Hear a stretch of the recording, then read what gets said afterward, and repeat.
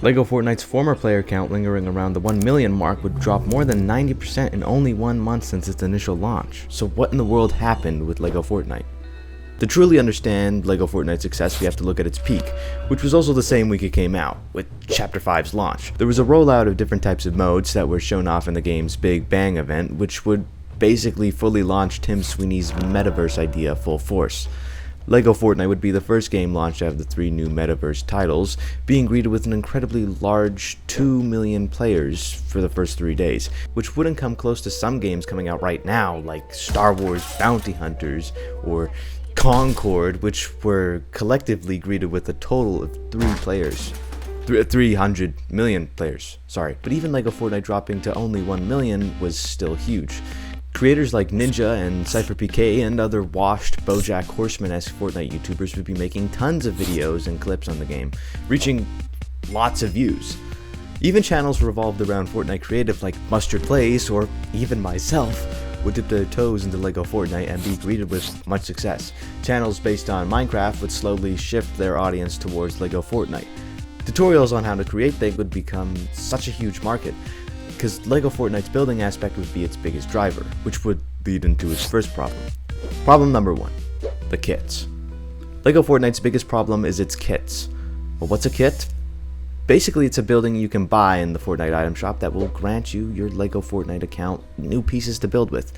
Not a bad idea, no, but what is a bad idea is the outrageous price. You will not be catching me blowing my hard-earned money on a LEGO Fortnite set because, keep in mind, most of these pieces aren't even that good. $25 for white floors and blue versions of these yellow walls? I think I'm good. But the problem is that these are the only building pieces being added to the game in about like 3 months. I don't remember anything but a couple pillars, and maybe 1 or 2 floor dimensions being added. A truly small problem, but many games face, is monetization, because you want to make money. LEGO Fortnite obviously has to make money, and keep in mind this is a partnership between both LEGO and Fortnite. They probably have to make a lot more money. So the high prices make sense, but the production speed and the amount doesn't quite make these kits enticing. Quite frankly, only 1 kit every couple of months doesn't make it special in any sense. Well, I guess it does, but it being reskinned pieces doesn't make it any interesting. So I just ignore it, especially since the pieces aren't even worth it. Speaking of lack of worth, let's talk about problem 2, lack of an end goal. What makes LEGO Fortnite worth playing? Why play the game? Well, as of right now, LEGO Fortnite's goal isn't very clear, but I believe the main objective of the game is to create a super strong and awesome village. Eliminate the 3 brute things, but this is super weak. It doesn't have any sort of grandeur compared to Minecraft. Minecraft has 1, 2, or 3 final bosses, the main one being the Ender Dragon, which you have to go on a journey throughout different dimensions to get different resources to find the dragon stronghold, and which then you have to light a portal and then make your way to the dragon and then fight it with certain items. A real boss fight. LEGO Fortnite doesn't have a real boss fight.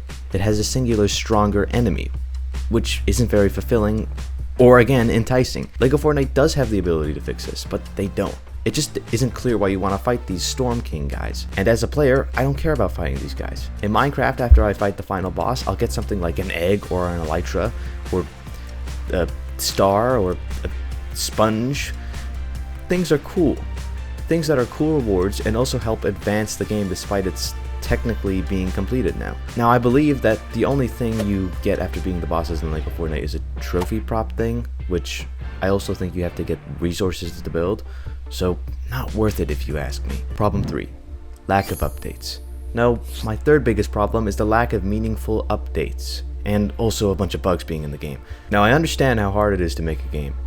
Playing creative, I even have friends in the industry, I know how difficult it can be to make an update, especially one that every player will enjoy. It's a hard task. But LEGO Fortnite has so much potential, and being out for nearly a year, I can count on one hand the meaningful updates we've gotten. So, let me go. Car seats, Star Wars, fast travel, and animals. 4 things.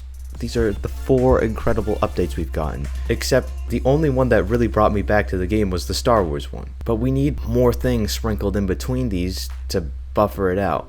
I guess there was fishing, but does anyone count fishing as an update? But it isn't the lack of updates that leaves me not in LEGO Fortnite, it's the bugs and lack of super duper useful features.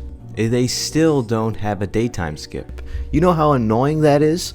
Also in creative, there's no daytime manager, so when I want to build, the daylight cycle keeps going, and sometimes I'm building at night, so then when I'm making a tutorial, it always goes to night for some reason, and then people in the comments complain I'm stupid, but actually, they're stupid because there isn't any way to change the time of day. It isn't my fault. Okay, despite the lack of quality of life features that really only just affect me, LEGO Fortnite has actually a lot of good features. You can create free worlds you and your friends can play in, lots of settings, and it's actually quite great.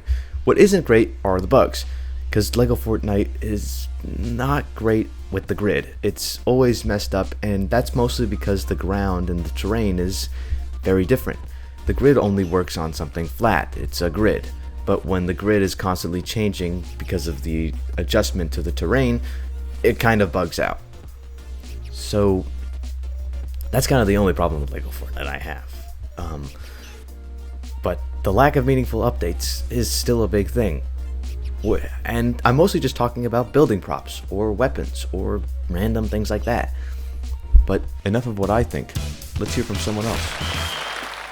LEGO Fortnite is such an interesting game to me because I don't even think it's bad. I'm just confused with how they're handling it. And I'm not sure if this is going to sound insane coming from me, but for me personally, I feel like LEGO Fortnite is being handled similarly to a lot of AAA studios and how they handle their projects, where they prioritize monetization over delivering an actually finished product. For example, the LEGO kits. I don't know a single person who has bought them, and I've never met a single person who has even considered buying them. The only thing that I have ever used LEGO kits for was when I gifted it to my friend as a joke because we were laughing about how useless they are. Now, Epic Games could easily fix this problem by just making more builds available for free. For example, with the Battle Bus update, they added a whole bunch of lights and seats based around the Battle Bus that you can get for free. I would like to see more of that, just on a larger scale. For example, if you complete X amount of quests, you could get a new house that has unique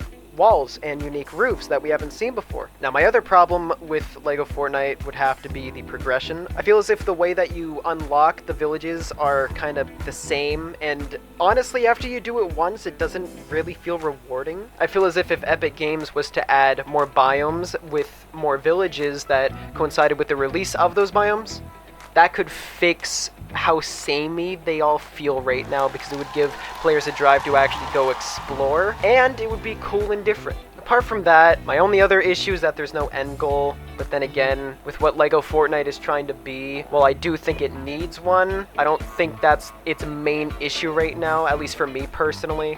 I would much rather them focus on fixing the progression and the obvious LEGO kit issue. But apart from that, yeah, that's about it. See ya. Thank you, Skits King. Now, I'm not here to just trash on the game. Obviously, I'm here to help Epic Games, which is why I'm sending out this message. Let me help you see the light. Let me help you save your game of only 30,000 players and bring it back to maybe 31,000 players. Yeah! Now, what are my solutions? Well, I have 3 main problems, so let's go one by one. Like a stud.